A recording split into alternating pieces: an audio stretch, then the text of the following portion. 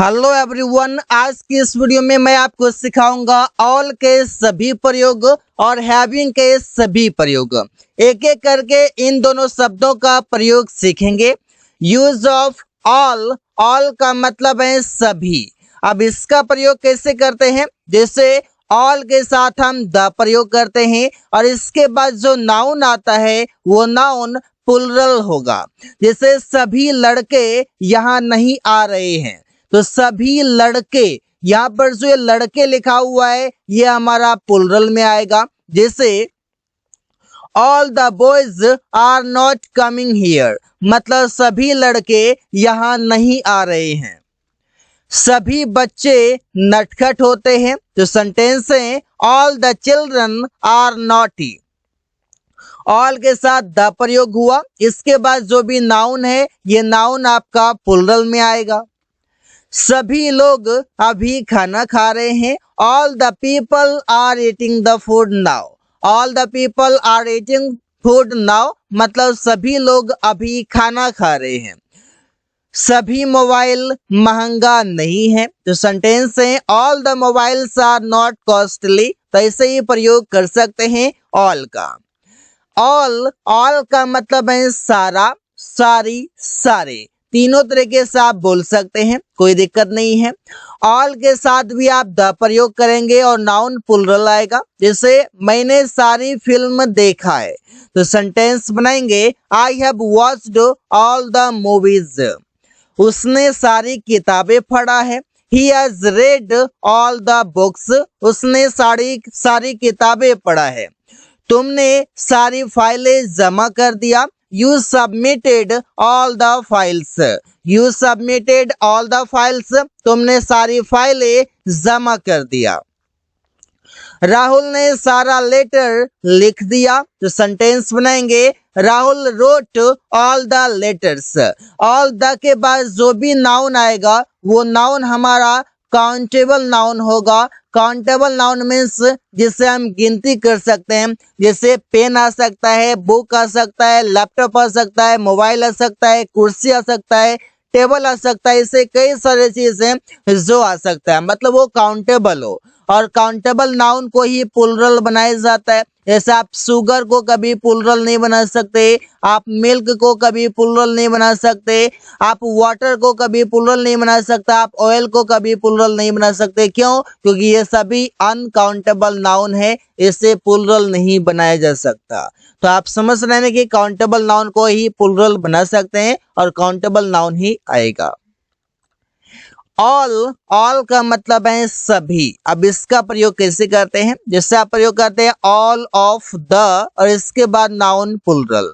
सभी लड़के क्रिकेट खेल रहे हैं, तो सेंटेंस बनाएंगे all of the boys are playing cricket. All of the boys मतलब सभी लड़के। जैसे सभी लड़कियां किताब पढ़ रही हैं। All of the girls are reading a book. All of the girls are reading a book, सभी लड़कियां किताब पढ़ रही है। सभी कलम नई है। All of the pens are new. यह पर देखिए all of the girls, all of the boys, all of the pens, मतलब ऑल ऑफ द के बाद जो भी नाउन आ रहा है वो नाउन प्लुरल में आ रहा है। पेन है तो पेन्स हो जाएगा, बुक आएगा तो बुक्स आ जाएगा, कार रहेगा तो कार्स हो जाएगा और फोन रहेगा तो फोन्स हो जाएगा।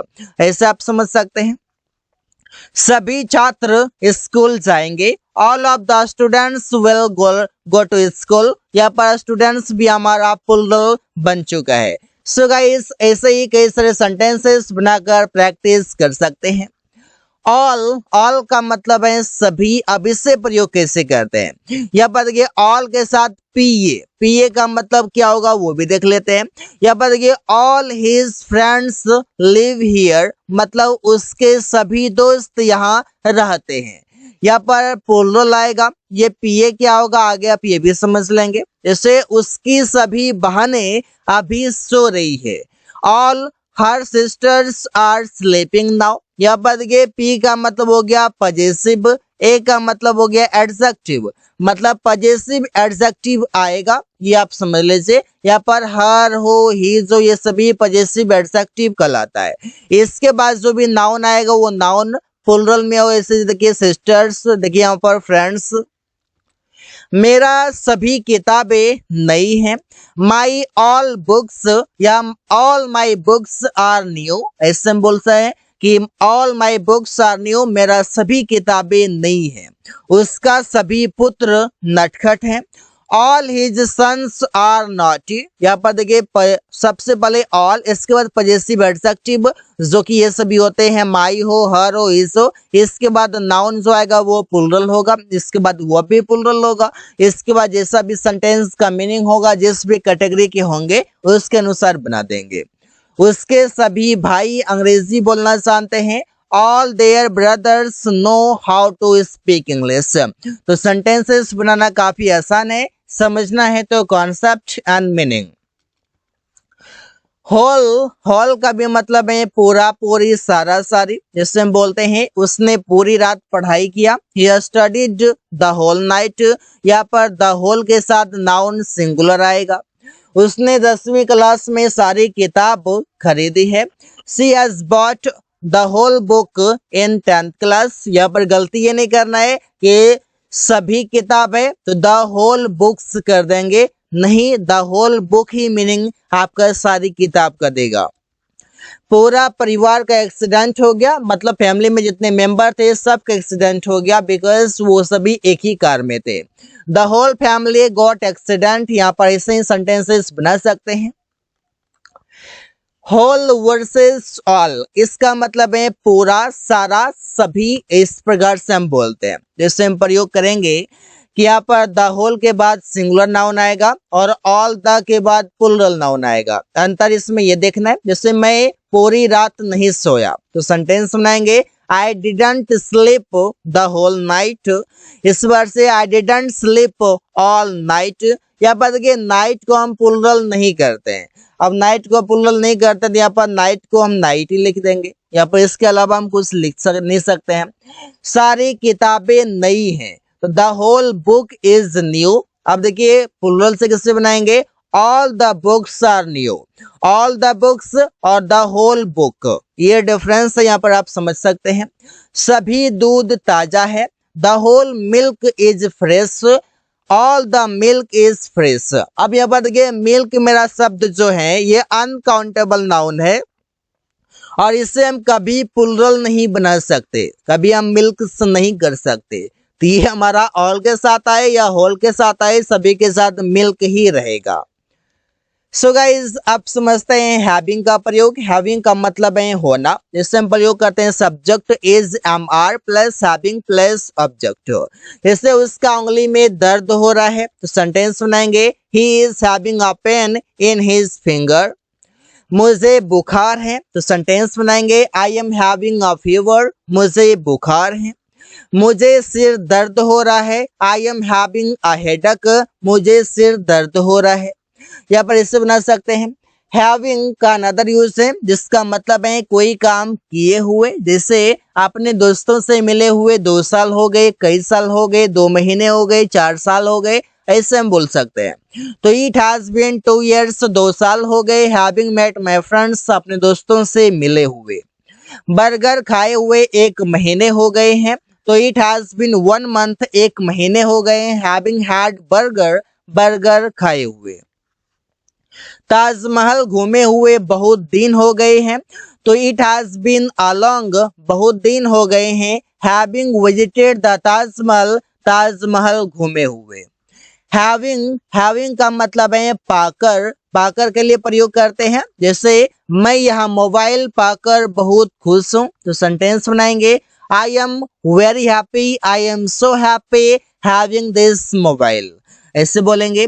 वो ऐसा दोस्त पाकर बहुत दुखी है, तो बनेंगे ही इज सैड या ही इज सो सैड, वो बहुत दुखी हैं हैविंग सच अ फ्रेंड, ऐसा दोस्त पाकर। अगला यूज है हैविंग का मतलब है हैविंग सेड दैट, और इसका प्रयोग करते हैं इसके बावजूद भी के लिए। जैसे बोलते हैं आकाश मुझे गाली दिया, इसके बावजूद भी मैंने उसे नजरअंदाज किया। यहाँ पर प्रयोग हुआ इसके बावजूद भी, इसके लिए हम प्रयोग करेंगे having said that. Akash abused me, Akash ने मुझे गाली दिया। हैविंग सेड दैट, इसके बावजूद भी आई इग्नोर्ड हिम, मैंने उसे नजरअंदाज किया। रोहित अमीर है इसके बावजूद भी वो कंजूस है। तो सेंटेंस बनाएंगे कि Rohit is rich having said that he is माइजर। तो यहाँ पर आप समझ सकते हैं कि हैविंग का प्रयोग कैसे, कितने आसानी से और सावधानी पूर्वक किया जा रहा है।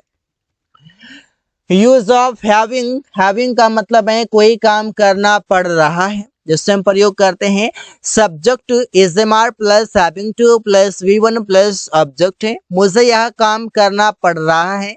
प्रेजेंट टाइम में कंपल्सन दिखाते हैं, मजबूरी दिखाते हैं हैविंग से, जिससे हम बोलते हैं I am having to complete this work, मुझे यह काम करना पड़ रहा है। उसे बाजार जाना पड़ रहा है। He is having to go to market, he is having to go to market, उसे बाजार जाना पड़ रहा है।